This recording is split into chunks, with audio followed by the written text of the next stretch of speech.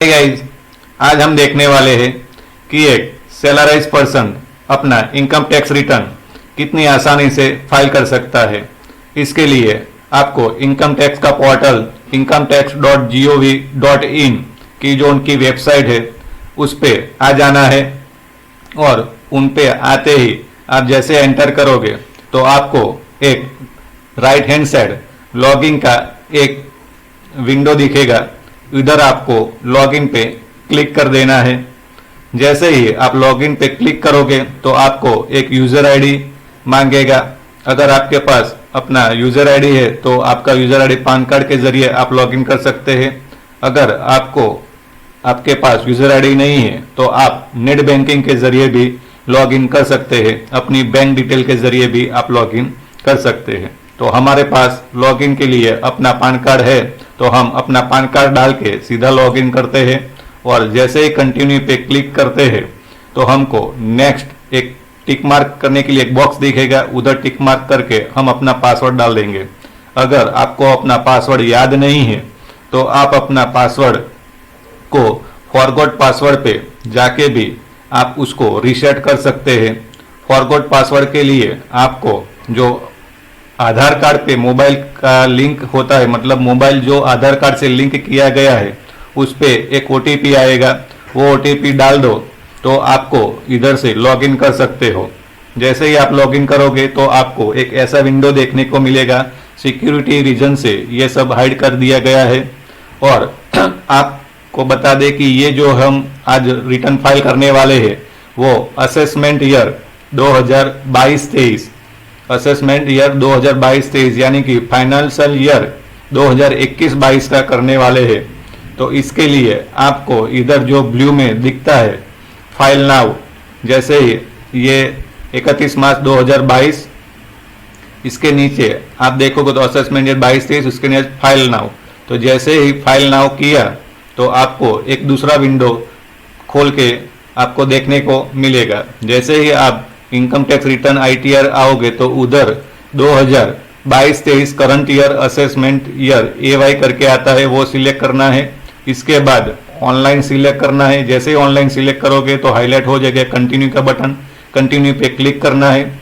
इसके बाद आप जो दूसरा ऑप्शन है जो हाईलाइटेड है स्टार्ट न्यू फाइलिंग, उस पर आपको क्लिक कर देना है। जैसे ही आप क्लिक करोगे तो आपको एक इंडिविजुअल, एचयूएफ और अदर 3 ऑप्शन आएगा। इसमें से आपको इंडिविजुअल सिलेक्ट करना है और आपको जो राइट हैंड साइड आपको कंटिन्यू का एक हाईलाइटेड बटन है ब्लू कलर का, उस पर क्लिक कर देना है।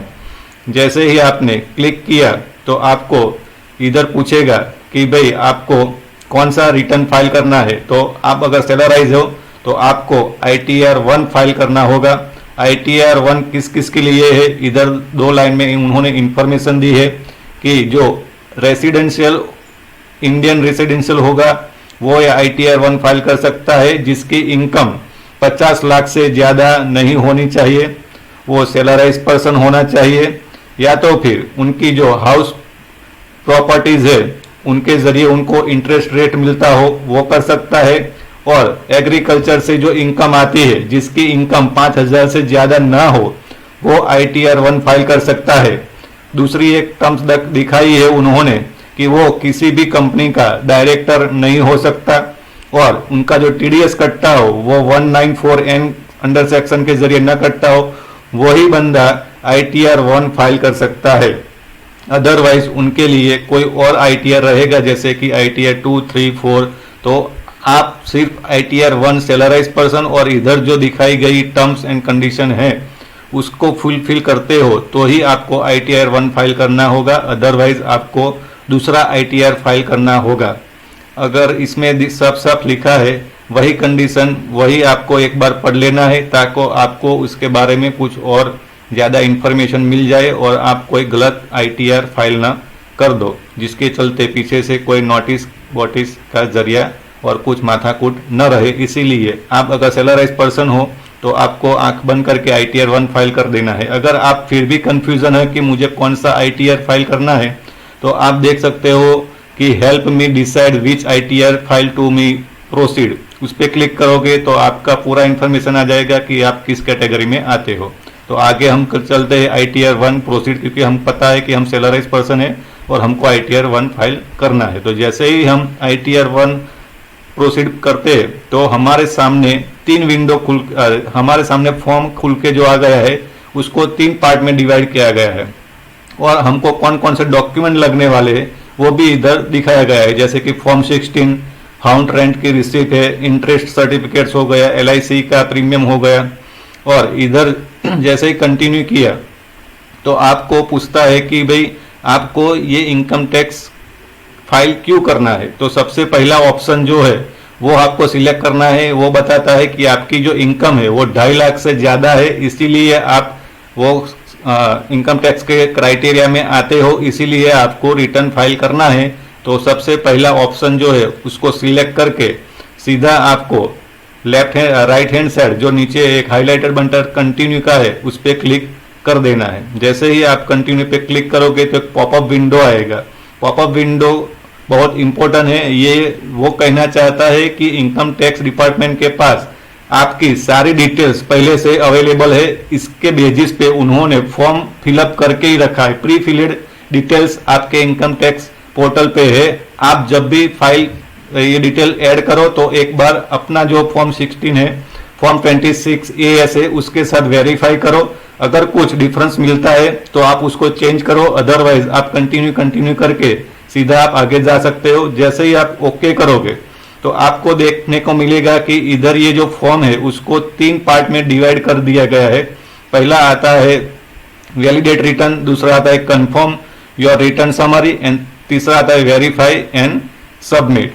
अभी जो पहला ऑप्शन आपको देखने को मिलता है वैलिडेट रिटर्न्स, उसको भी उन्होंने 5 पार्ट में डिवाइड कर दिया गया है।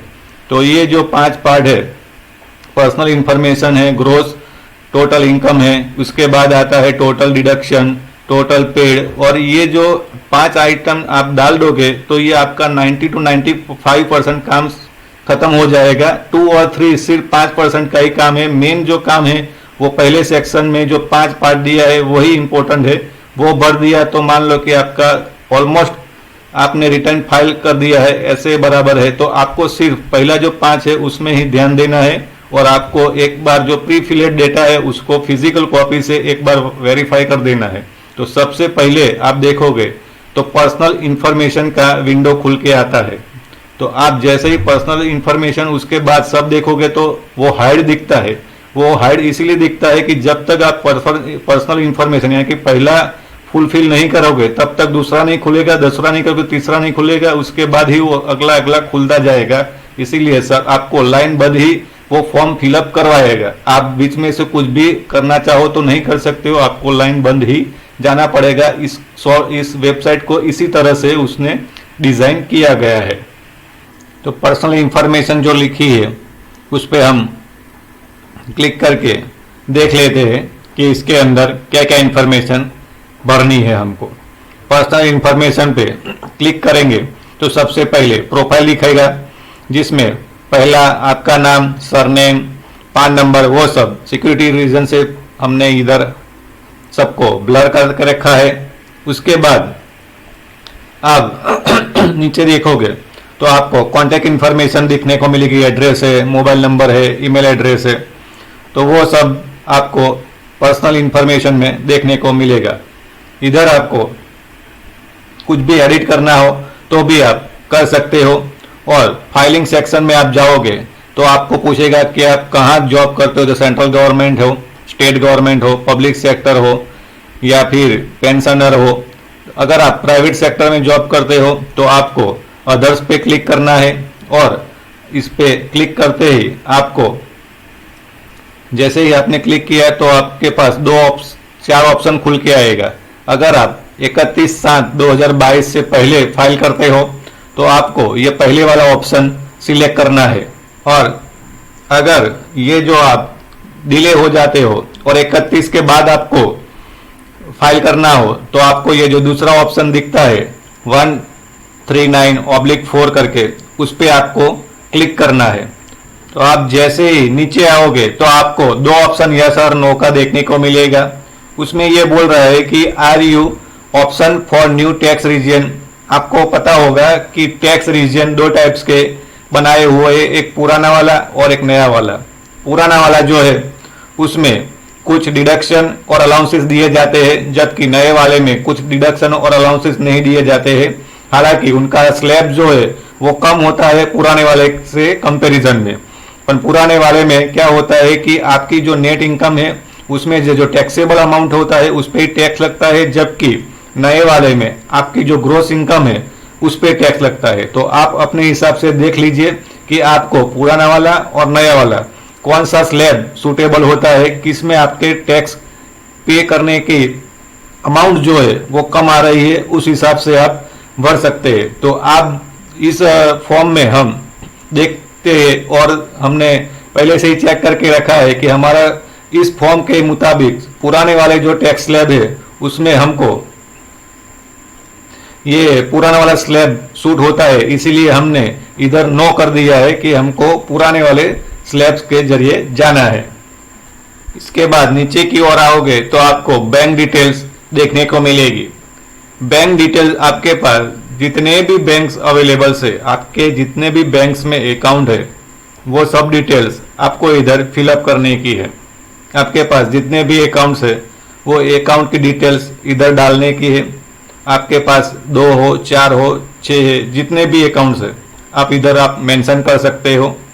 अगर इसके अलावा ये जो 6 दिखती है इसके अलावा भी आपके पास कोई एक और अकाउंट ऐड करना हो तो आप देख सकते हो कि नीचे ऐड बटन दिखता है, उधर आप क्लिक करके एक नया बैंक भी ऐड कर सकते हो अगर आपके पास और भी अकाउंट्स अवेलेबल है। तो इस केस में हमारे पास इतने ही अकाउंट्स है और इसमें से हमारा जो प्राइमरी अकाउंट रहता है इस पे ये आप देख सकते हो कि ये जो अकाउंट है वो प्राइमरी अकाउंट है, जहां मेरा टैक्स का जो रिफंड आने वाला है वो इस अकाउंट में आएगा, इसीलिए ब्लू टिक आप इस पे कर सकते हो। मतलब जैसे ही आपने उस पर क्लिक किया तो वो ब्लू हो जाएगा, मतलब ये जो अकाउंट है वो आपका प्राइमरी अकाउंट हो जाएगा।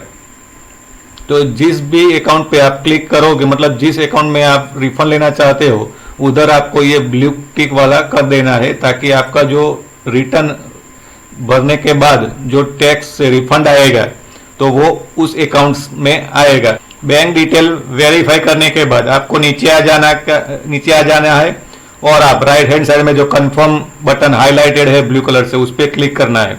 तो उसके बाद आप देखोगे तो दूसरा ऑप्शन जो है वो खुल गया है। पहले जो हाइड था वो अभी ग्रोस टोटल इनकम वाला खुल गया है और पर्सनल इंफॉर्मेशन वाला जो ग्रीन कलर का टिक लग गया है, मतलब कि वो फुलफिल हो गया है। अभी आपको ग्रोस टोटल इनकम वाला जो कॉलम है जो पहले से प्रीफिल है उसको आप फॉर्म 16 से वेरीफाई करना है कि क्या ये जो डिटेल्स प्रीफिल है वो सही है या गलत है।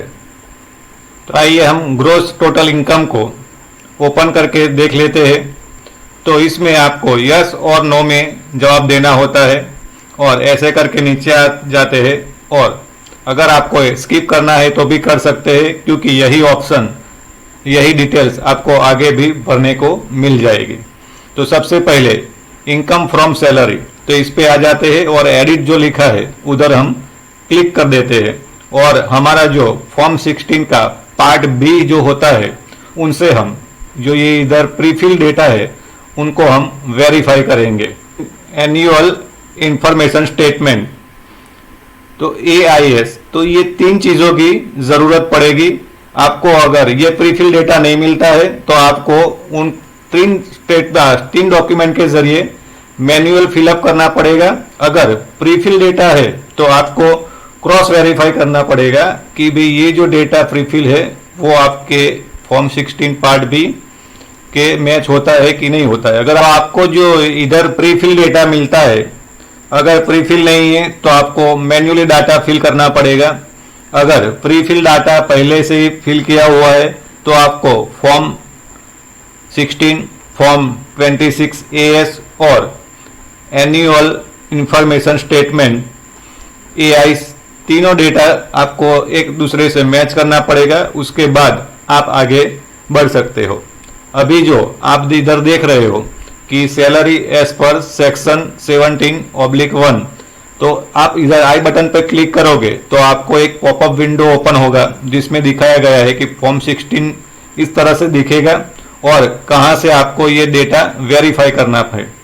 तो इस तरह से आप जैसे ही अपना फॉर्म 16 खोलोगे तो आपको ये डेटा जो प्रीफिल डेटा है उधर मैच करना है। सही है तो ठीक है, वरना आप फॉर्म 16 में जो डेटा है उसके हिसाब से अगर मिसमैच है तो फॉर्म 16 में जो डाटा है वो आप इधर ऑनलाइन की वेबसाइट है उधर देख डाल सकते हो। वैसे ही एआई का भी डाटा आपको ये वेरीफाई करना है और आपको चेक करना है कि कहीं भी डेटा कोई भी तरह का मिसमैच नहीं होना चाहिए। अभी हमने फॉर्म 16 खोल दिया है, तो फॉर्म 16 जो है वो दो पार्ट का रहता है, part A part B. Part A में जो है वो आपका टीडीएस कितना कटा है उसकी इंफॉर्मेशन दी जाती है। इसके बाद आपको ये भी देखना है कि असेसमेंट ईयर 2022-23 का आपको ये फॉर्म 16 देखना है, ना कि 21-22 का, क्योंकि 21-22 वो फाइनेंशियल ईयर है, तो आपको असेसमेंट ईयर 22-23 का देखने का है। इसके बाद आ जाते हैं हम पार्ट बी पे, जहां हमारा जो पूरा जो सैलरी स्ट्रक्चर है कितना हमको मिला वो सब इसमें देखकर हमको जो जो डिटेल्स भरनी है वो हमको इधर से मैच कर करके भरनी है। और प्रीफिल डेटा है तो एक बार को हमको क्रॉस वेरीफाई करना है। तो अभी हमको जरूरत पड़ेगी फॉर्म 26 एएस की। तो फॉर्म 26 के लिए हम आ जाते दूसरे ऑप्शन ई फाइल, उस पे आप देखोगे तो फाइल रिटर्न और उधर आप लास्ट से 2 सेक्शन देखो तो व्यू फॉर्म 26 एएस करके आ रहा है, आप उस पे क्लिक करोगे। जैसे ही क्लिक करोगे तो कंफर्म का बटन दबाओगे, तो जैसे ही कंफर्म आपने दबा दिया तो आपको एक टिक मार्क के लिए एक बॉक्स दिखेगा, उधर टिक मार्क करके जैसे ही आप प्रोसीड पे क्लिक करोगे तो आपको नेक्स्ट विंडो खुल जाएगी और उधर एक लिंक मिल जाएगी व्यू टैक्स क्रेडिट करके, उस पर आप क्लिक करोगे। तो जैसे ही क्लिक करोगे तो असेसमेंट ईयर आपको पूछा जाएगा। तो असेसमेंट ईयर हमारा है 22-23, तो हमको वो सिलेक्ट करना है और व्यू एज इसमें टेक्स्ट और HTML, तो हमको HTML रखना है। इसके बाद व्यूज और डाउनलोड करके जो बटन है उस पर क्लिक करके सीधा एक्सपोर्ट एज अ PDF कर देना है। तो आपका PDF कॉपी जो कंप्यूटर है आपका उसमें डाउनलोड होना शुरू हो जाएगी। तो जैसे ही आपकी डाउनलोड हो जाती है तो आप एक बार उसको खोल के चेक कर लीजिए और आपका जो फॉर्म 16 का पार्ट ए है उस पे वेरीफाई कर दीजिए। अभी तो फॉर्म 16 एएस हमने देख लिया, आप देख सकते हो कि इधर असेसमेंट ईयर 22-23 का है और फाइनेंशियल ईयर 21-22 का। आपका नाम, पान कार्ड वो सब इधर भी दिखेगा, पर ये सिक्योरिटी की वजह से हमने हाईलाइट करके रख दिया है। तो अभी आप देख सकते हो कि आपकी जो कंपनी ने टीडीएस काटा है वो आता है सेक्शन 192 में। तो 192 में आपका कितना टीडीएस कटा है तो आपको इधर मेंशन होगा और वैसे ही मेंशन होगा आपका फॉर्म 16 पार्ट ए में। तो हम एक बार क्रॉस वेरीफाई कर देते हैं कि जो अमाउंट क्रेडिट हुआ है एम्प्लॉयर की ओर से तो वो हुआ है 11,36,000 के आसपास, और जो टैक्स कटा है वो टैक्स कटा है 18,000 के आसपास। तो अभी हम इधर भी देख लेते हैं कि जो 11,36,000 हमारा सैलरी हुआ है और 1,08,000 के आसपास टीडीएस कटा है। तो दोनों डेटा जो है वो मैच प्रॉपरली हो रहा है, तो मतलब वो सही है, हमको उधर कुछ दिक्कत नहीं है। तो अभी हम आ जाते हैं एनुअल इंफॉर्मेशन स्टेटमेंट, यानी कि एआईएस को कैसे डाउनलोड करते हैं। तो एआईएस को डाउनलोड करने के बाद सीधा प्रोसीड करोगे तो सीधा ये एएस डाउनलोड का जो पहला ऑप्शन है उसको छोड़ के जो दूसरा ऑप्शन है उधर आप क्लिक कर दो। तो उधर आपको दो ऑप्शन मिलता है, टैक्स पेयर इंफॉर्मेशन और एनुअल इंफॉर्मेशन। हमको चाहिए टैक्स पेयर इंफॉर्मेशन समरी, तो हमको वो भी चेक करना है कि जो ये टैक्स पेयर इंफॉर्मेशन समरी है वो फॉर्म 16 के हिसाब से मैच हो रही है कि नहीं हो रही है। क्योंकि जैसे ही आप टैक्स पेयर इंफॉर्मेशन पे क्लिक करोगे तो आपको सभी इंफॉर्मेशन इसमें मिल जाएगी कि आपकी सैलरी कितनी है, आपको सेविंग बैंक पे कितना इंटरेस्ट मिला है, आपको फिक्स डिपॉजिट पे कितना इंटरेस्ट मिला है, उसमें से कितना डिविडेंड जो भी आपकी इंफॉर्मेशन इनकम टैक्स डिपार्टमेंट के पास रहेगी वो सारी इंफॉर्मेशन ये एआईएस फॉर्म में आपको देखने को मिल जाएगी। तो इस हिसाब से आप उधर क्रॉस वेरीफाई कर सकते हो। अगर इस हिसाब से अगर आपका जो प्रीफिल डेटा है अगर मैच नहीं होता है तो इस फॉर्म में जो इस फॉर्म में जो डिजिट डिस्प्ले होता है और आपके पास एक्चुअल जो डेटा है वही आप इनकम टैक्स की वेबसाइट पे फिल कीजिए। वही जो डाटा है वही आपको फिल करना है, चाहे सैलरी हो, इंटरेस्ट रेट हो, चाहे बैंक एफडी का इंटरेस्ट हो। सभी चीज आपको चेक करनी है और उसके बाद ही आपको वो फिल करना है। इधर आप देख सकते हो कि EIS में जो सैलरी दिखाई गई है वो 13,65,000 प्रोसेस्ड वैल्यू, मतलब 13,65,000 के आसपास सैलरी दिखाई गई। अभी फॉर्म 16 में हम उसको क्रॉस वेरीफाई करते हैं कि 13,65,000 इधर दिखती है क्या, तो हाँ इधर भी 13,65,000 सैलरी दिखती है। तो मतलब दोनों डेटा हमारा मैच हो रहा है। अभी आ जाते हैं हम सीधा इनकम टैक्स की वेबसाइट पे फिर से। उधर देखते हैं कि सैलरी जो है इधर हमको देखने को मिलती थी 13,65,000। इसके बाद आप देखो तो ये जो दिखा था 13,500 तो वो सही है, मतलब प्रीफिल्ड जो डेटा है वो हमारे AI से भी मैच होता है और फॉर्म 16 से भी मैच होता है। तो ये जो फॉर्मेट डिजाइन किया गया है वेबसाइट का वो फॉर्म 16 के हिसाब से ही है। तो आपको लाइन बंद आपको फॉर्म 16 रिफर करते जाओगे तो आपको डेटा पूरा मिलता जाएगा। वो इनकम टैक्स की वेबसाइट पे वो फॉर्म 16 से मैच होता है। तो हमको इधर कुछ करने की जरूरत नहीं है, सिर्फ एक नजर लगाने की है कि कुछ मिस ना हो जाए या कुछ गलत ना हो जाए। उसके बाद एक ऑप्शन आता है कि इनकम फ्रॉम रिटायरमेंट बेनिफिट, यानी कि ये बोल रहा है कि आप विदेश में बैठे हो और रिटायरमेंट का फायदा मिल रहा है कि नहीं, तो उसके लिए पूछ रहा है। तो ये हमारे केस में आता नहीं है, इसीलिए हम उसको कर देंगे डिलीट। तो अभी आ जाते हैं कि एब्जेक्शन एंड अलाउंसेस पे। तो आप इधर फॉर्म 16 में ये जो 2 नंबर का ऑप्शन है उसमें लिख सकते हैं less allowances of the extend exemption under section 10।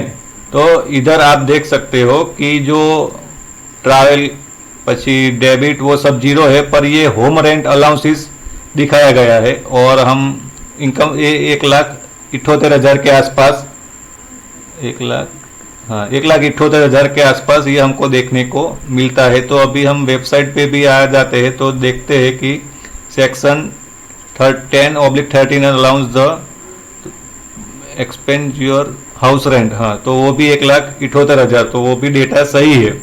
तो अभी ये दोनों मैच हो गया है, बाकी का अलाउंसेस इस केस में मिलते नहीं है। तो हम क्या करेंगे कि उसका जो अननेसेसरी मतलब जो हमको अलाउंसेस मिलते नहीं है उसको हम कर देंगे 1 by 1 डिलीट।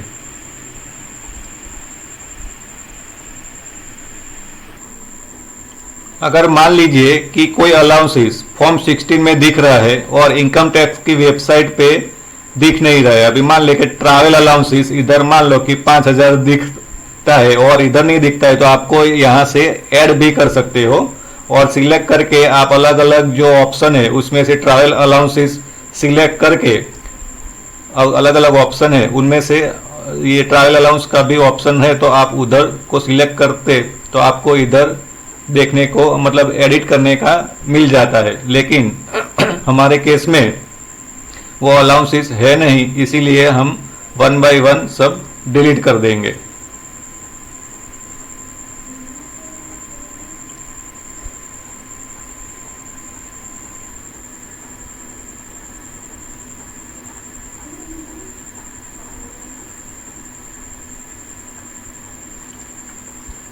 सिक्सटीन आ रहा है तो अभी हम फॉर्म 16 पे देख लेते हैं कि वो जो है वो 4 नंबर पे आप लोगों को दिखता होगा कि डिडक्शन अंडर सेक्शन 16।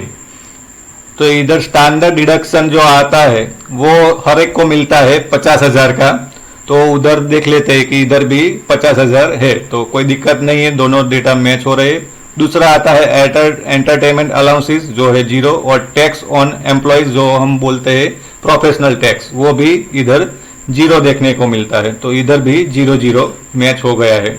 तो अभी और कुछ दिक्कत नहीं है। अभी हम चेक कर लेते हैं कि इधर 11,37,000 अभी डिडक्शन होके हमारा बचा है। तो अभी वेबसाइट पे भी जाके चेक कर लेते हैं, उधर भी हमको 11,38,000 देखने को मिलता है, मतलब डेटा मैच हो रहा है। तो अभी हम कर देते हैं उनको सेव। यहाँ तक जो हमारा कंप्लीट हो गया वो सैलरी इनकम वाला पार्ट था जो हमने अभी तक कंप्लीट कर लिया। अभी जो आता है वो आता है income from house property. Income from house property जो है, इसमें आपने अगर घर किराए पे लिए दिया है और वहां से आपकी इनकम जनरेट होती है तो उसको इधर मेंशन करना होता है, या तो फिर आपने कोई होम लोन ली है और उस पे जो आपका इंटरेस्ट जा रहा है तो आप उस पर loss of income house property करके उसको क्लेम कर सकते हो। जनरली होता क्या है कि जब आप अपने कंपनी में जब डिक्लेरेशन देते हो तो आपको वो मेंशन करना होता है कि मेरी ये होम लोन चल रही है और इतना इंटरेस्ट जा रहा है, तो उसके हिसाब से वो जो फॉर्म 16 तैयार करते हैं उसमें वो मेंशन करके आता है कि भाई आपका जो इंटरेस्ट है वो इतना है और इसके हिसाब से आपकी टैक्स लियाबिलिटी बनती है। पर आप इधर देखो तो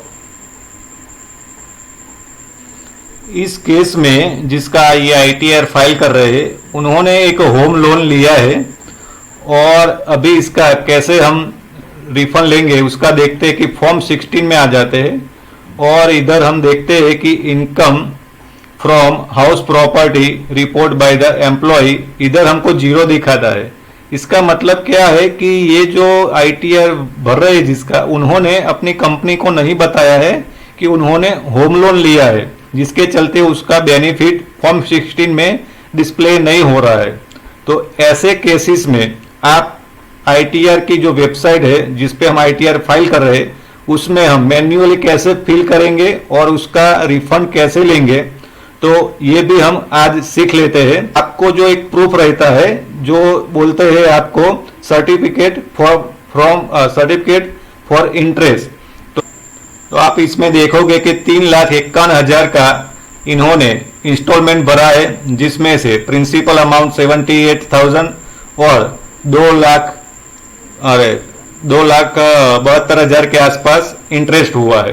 तो ये एम्प्लॉइज के पास प्रूफ है कि उसके पास होम लोन है और इसके जरिए हम इसको आईटीआर में फाइल करेंगे।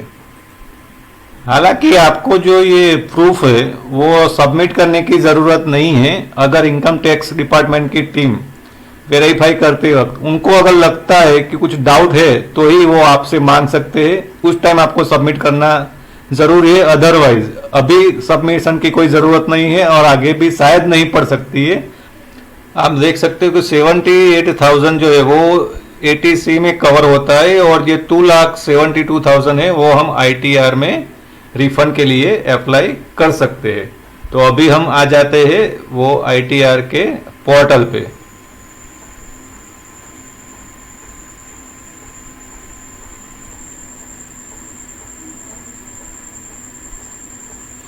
यहाँ आने के बाद आप जो है इधर ऐड पे क्लिक करोगे तो आपको एक सिलेक्ट का ऑप्शन पूछेगा, उसमें आपको सेल्फ ऑक्यूपाइड करना है क्योंकि ये आपका खुद का घर में रह रहे हो इसीलिए। और आपको जो इंटरेस्ट पेएबल बोरोवर कैपिटल है वो आपको 2 लाख की लिमिट है, आप 2 लाख से ज़्यादा नहीं कर सकते, तो आपको 2 लाख कर देना है। और आप 2 लाख से अगर ये 78,000 जो बचता है, 72,000, तो उसको अगर रिफंड के लिए अप्लाई करना है तो आप कर सकते हो, पर आईटीआर 1 में आप नहीं कर सकते हो। आप उसके लिए आईटीआर 2 फाइल करना पड़ेगा, तो ही आप उसको कैरी फॉरवर्ड करके बेनिफिट ले सकते हो। जैसे ही आपने 2 लाख डाला आप देख सकते हो तो इधर माइनस में 2 लाख की अमाउंट आ गई और वार्निंग भी आ गई है नीचे कि भाई आप 2 लाख से ज़्यादा रिफंड के लिए अप्लाई नहीं कर सकते हो। अगर आपको ज़्यादा अमाउंट है तो आप कैरी फॉरवर्ड कर सकते हो और उसके लिए आपको आईटीआर 2 एप्लीकेबल हो जाएगा। तो आपको ऐसे नोटिफिकेशन भी नीचे दे देते हैं ताकि कुछ दिक्कत ना हो। उसके बाद आप ऐड पे क्लिक करोगे तो वो जो है वो लोडिंग होके आपको मेंशन कर दिया जाएगा। इधर इनकम फ्रॉम सैलरी हो गया, इनकम फ्रॉम हाउस प्रॉपर्टी हो गया। अभी आ जाता है इनकम फ्रॉम अदर सोर्सेज। तो आप देख सकते हो कि income from income tax refund जो इधर टिक मार्क करना है, तो वो पहले से ही वो प्रीफिल होके आ गया है 4271। तो अभी जो अदर इनकम सोर्सेज है, तो अदर इनकम सोर्सेज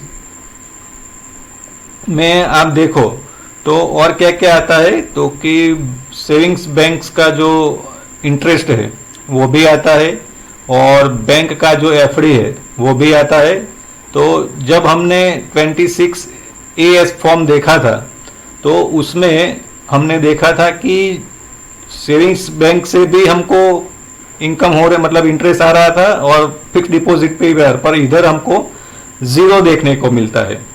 तो इस केस में हम उसको ऐड भी कर सकते हैं। जैसे ही हमने ऐड बटन पे क्लिक किया, तो इधर आपको यस नो में पूछते हैं कि do you have interest from saving accounts, तो हमको कर देना है यस। और कितना है वो हम देख लेते हैं कि ये IAS में हमको देखने को मिला था 7795, 7795 हम वो जो अमाउंट है वो रिटर्न फाइल जो की है वेबसाइट, उधर हम इधर डाल देते हैं। उसके बाद डालने के बाद जो अभी हमको दूसरा ऑप्शन मिलेगा कि do you have interest from deposit in bank, यानी कि एफडी की बात कर रहे हैं कि एफडी पे आपको इंटरेस्ट मिल रहा है, हम यस करेंगे। और कितना इंटरेस्ट मिलता था वो AIS फॉर्म में हम देखते हैं तो 2410 थी, यानी कि 24,103 रुपये। तो वो भी हम इधर ITR में मेंशन कर लेंगे कि इतनी हमारी एफडी से इनकम हो रही है, और जो पिछली ITR भरा था इसमें से हमको 4271 जो रिटर्न मिला वो प्रीफिल होके आया है। तो इतना सब करने के बाद हम कर देते हैं कंटिन्यू। तो ये हो गया income house property, income from other sources, तो सभी हमने चेक कर लिया। अभी ग्रोस जो टोटल इनकम बचती है वो बचती है 9,73,473 रुपीज़। तो इसके बाद हम देखते हैं कि इधर एग्जेम्प्टम इनकम करके एक ऑप्शन आ रहा है। तो ये इस इनकम की बात कर रहे हैं कि ऐसे इनकम जिसपे आपको कोई टैक्स ना देना पड़े, जैसे कि एग्रीकल्चर की इनकम हो गई। तो अगर आपका भी ऐसा कुछ साइड इनकम है या फिर आप खेतीबाड़ी से भी बिलोंग्स करते हैं, तो आप इधर सिलेक्ट ऑप्शन में जाओगे तो आपको दिखेगा एग्रीकल्चर इनकम है, और ऐसी बहुत सारी इनकम है। तो आप इधर से भी अगर आप उस है तो आप उधर से सिलेक्ट कर सकते हो, अगर नहीं है तो आप कैंसिल करके आप नेक्स्ट पे जा सकते हो। यहां हम देखेंगे कि पहला और दूसरा दो ब्लॉक पे ग्रीन कलर का क्लिक आता है, मतलब वो कंप्लीट हो गया है। अभी आता है टोटल डिडक्शन का, जो प्रीफिल डेटा हमको देखने को मिलता है 1,50,000 का। तो इधर हम देखते हैं पहले यस नो के आंसर में। सबसे पहला इधर आता है कि are you eligible for claim any donation paid, यानी कि आपने किसी ऐसी संस्था NGO में डोनेशन किया है जो इनकम टैक्स एक्ट के अंदर रजिस्टर्ड की हुई है। तो ये जो फॉर्म फिलअप कर रहे हैं हम, तो इस केस में कोई NGO में डोनेशन किया गया नहीं है, जिसके चलते हम इस पे नो पे क्लिक करेंगे। और नेक्स्ट जो क्वेश्चन उन्होंने पूछा है कि क्या आपने कहीं रिसर्च एंड डेवलपमेंट पे इन्वेस्टमेंट किया है, तो उस केस में भी हमारा नो ही रहेगा। और are you eligible for deduction under section 80G, तो वो पहले से ही आ गया है, तो मतलब HRA और वो सब तो हमने क्लेम कर लिया है आगे, तो इसके लिए हमने इधर नो कर दिया है। और 80C की जो लिमिट है वो 1,50,000 तक आप क्लेम कर सकते हो, और वो इस केस में ऑलरेडी फुल हो चुकी है। तो इसमें कौन कौन सी आती है, जैसे कि PF हो गया, फिर आपने 3 साल का जो टैक्स सेविंग बॉन्ड आता है, म्यूचुअल फंड्स आता है, PPF आता है, वो सब जो है वो 80C के अंदर आता है। पर इस केस में 80C की जो लिमिट है वो पूरा 1,50,000 फुल हो चुकी है। तो अभी और हम वहाँ से रिफंड नहीं लेने की कोई गुंजाइश इधर, मतलब कोई ऑप्शन नहीं बचता है। तो इसके लिए आप हम इस सेक्शन में कुछ नहीं कर पाएंगे, क्योंकि 1,50,000 की जो भी लिमिट थी वो पूरी की पूरी लिमिट जो है वो यूज़ की गई है। एक बात और है कि जो ये प्रिंसिपल अमाउंट होम लोन के केस में हमको देखने को मिला है कि 78,000, वो भी हम रिफंड के लिए क्लेम कर सकते हैं सेक्शन अंडर 80C। बट आप देखोगे तो इधर 1,50,000 वो सेक्शन पूरा हो चुका है, इसीलिए इस केस में हम उसको एलिजिबल हमारे क्राइटेरिया में आएगा नहीं, इसीलिए हम इस केस में उसको रिफंड नहीं कर पाएंगे। तो उसके बाद हम देखते हैं कि 18CCD2 में आता है कि आप कोई सेंट्रल गवर्नमेंट एम्प्लॉयज हो, तो वो तो हमारे केस में है नहीं, तो इसमें नो आ जाएगा। उसके बाद आता है सेक्शन 80D कि eligible for deduction respect to payment towards the medical insurance, यानी कि आपके पास मेडिकल इंश्योरेंस है तो उसके लिए आपने इस केस में यस बनता है। और उसने बताया कि schedule 80C is required to be filed, मतलब वो बाद में आपको पूछेगा तब भरना है, अभी नहीं भरना है, इधर सिर्फ यस ही करना है। और इधर जो आप हायर एजुकेशन की अगर लोन ली है तो उसके लिए पूछ रहा है, तो हमारे केस में लोन नहीं ली गई है, इसीलिए हमने इधर नो कर दिया है।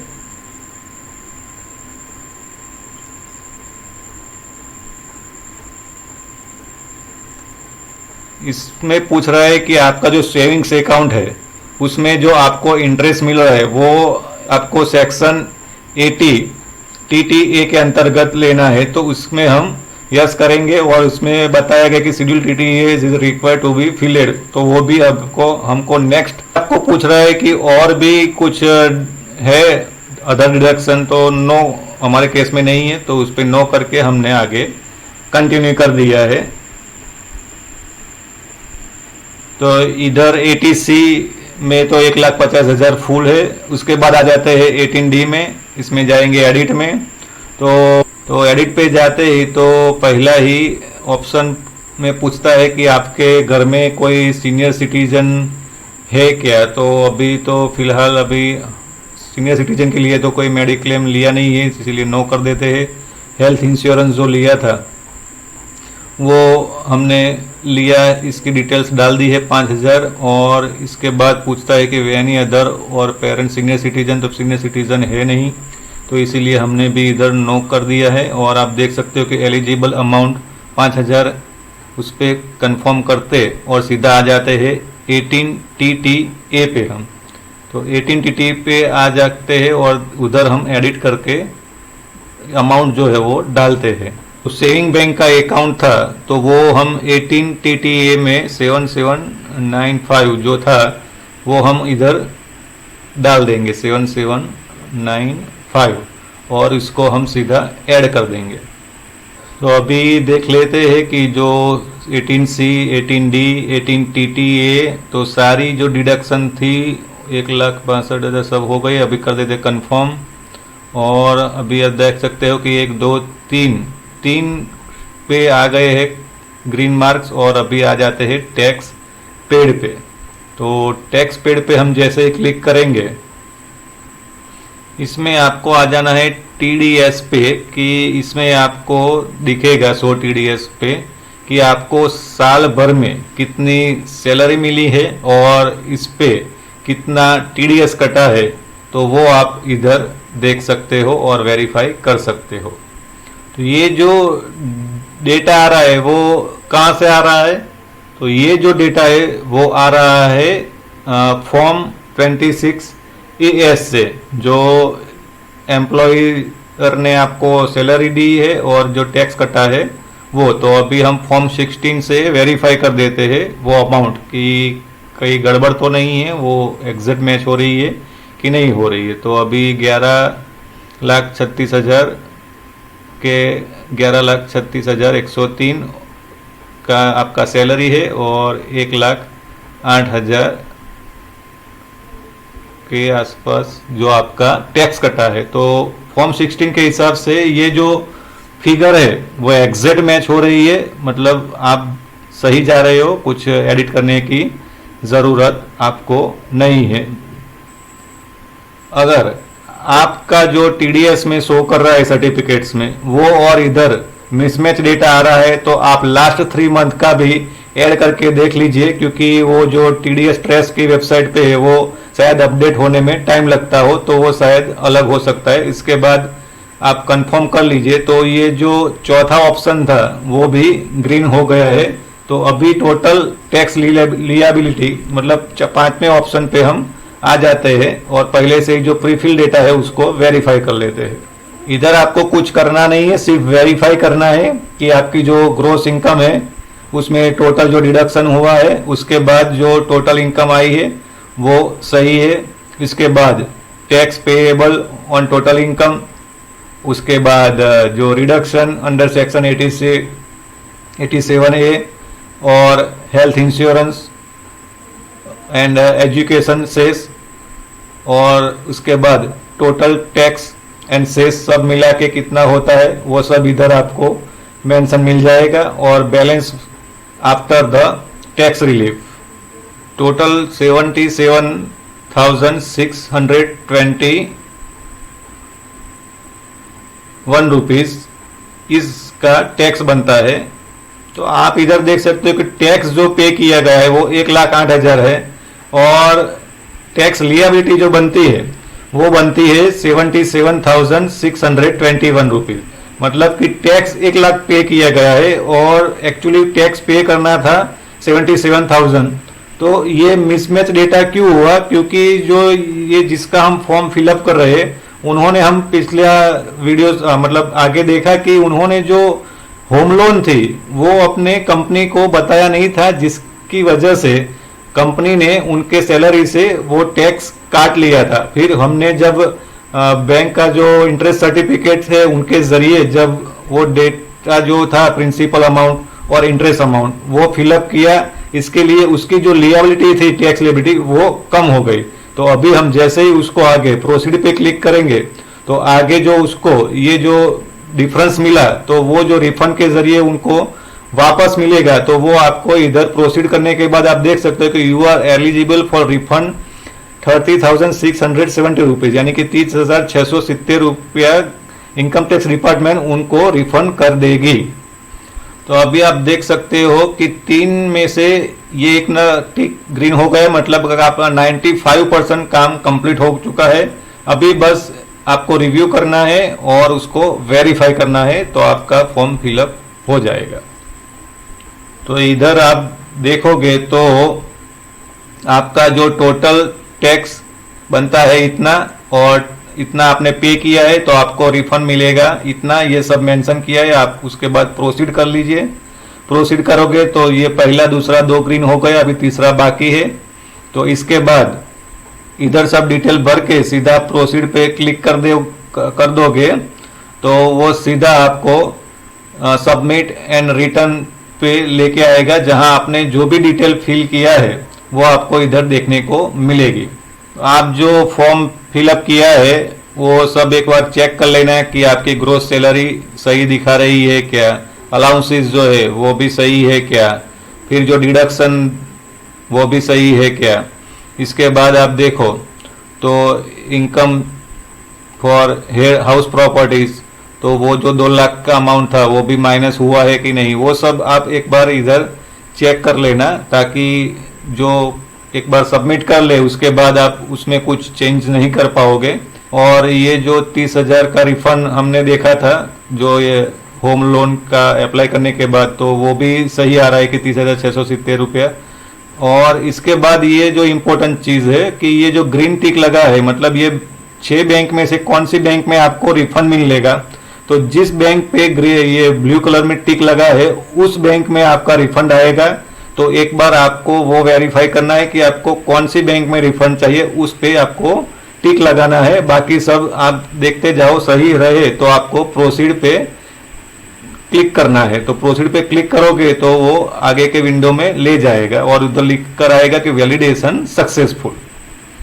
इसका मतलब कि आपने जो भी डिटेल फिल किया है वो करेक्ट है और आप आगे के लिए तैयार है। तो आप वैलिडेशन के लिए इसके बाद क्लिक कर दीजिए, क्योंकि जब ये प्रोसीड फॉर वेरिफिकेशन, मतलब 2 तो चीज हो गई, अभी आपका सिर्फ वेरिफिकेशन बाकी है। किया तो ई वेरीफाई नाउ करके आएगा, उसके बाद आपको कंटिन्यू करना है। कंटिन्यू करोगे तो आपको वेरीफाई के लिए ऑप्शन दिया जाएगा, जिसमें पहला ऑप्शन है कि आपका मोबाइल नंबर जो आधार कार्ड से लिंक है उस पर OTP आएगा। लेकिन इस फॉर्म जो हम सबमिट कर रहे हैं उनका नंबर जो है उन्होंने चेंज करवाया है, तो इसीलिए आधार का ओटीपी उस नंबर पे आएगा नहीं। तो उसके लिए हमको दूसरा ऑप्शन सिलेक्ट करना पड़ेगा कि जनरेट इलेक्ट्रॉनिक वेरिफिकेशन कोड, यानी कि ईवीसी के जरिए हमको वेरीफाई करना पड़ेगा। तो हम उसका जो बैंक डिटेल हमने पहले से आपको बताया था 6 बैंक, तो उनमें से जो उसका वैलिडेट बैंक है जिसमें रिफंड आने वाला है, तो उस बैंक के जरिए हम ये ITR वेरीफाई करवाएंगे।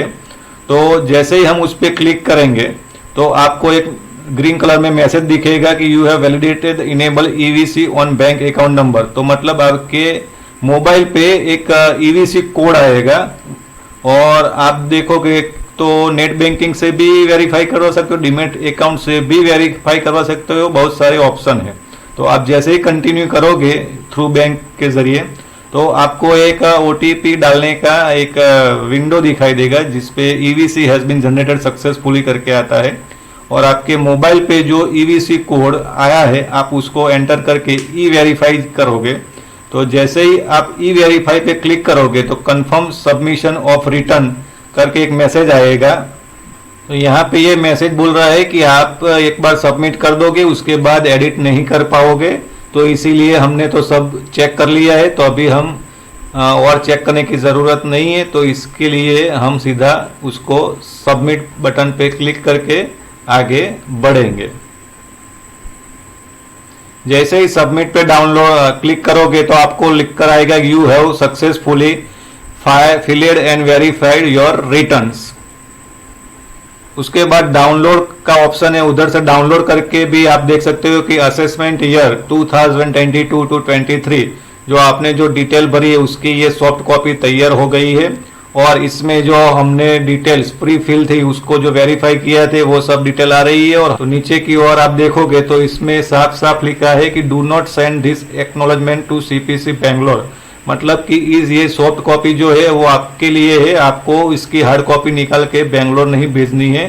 पहले जब ये ऑनलाइन नहीं होता था तब जाके ये CPC बेंगलोर भेजना पड़ता था फिलअप करके, लेकिन अभी इलेक्ट्रॉनिक वेबसाइट आ गई है, हमने जो डेटा फिल किया वो सीधा इनकम टैक्स के पास चला गया है, तो वो वहां से वेरीफाई कर लेगा। इसके हार्ड कॉपी की अभी जरूरत नहीं है, ये बोल रहा है।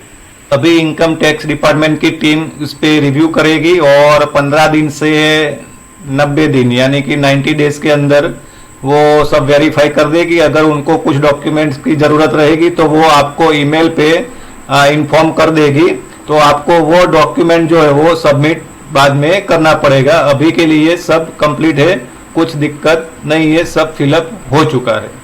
हम ये आशा रखते हैं कि ये वीडियो जो है आपको यूजफुल रहा होगा और आप उसमें से कुछ न कुछ सीखे होंगे।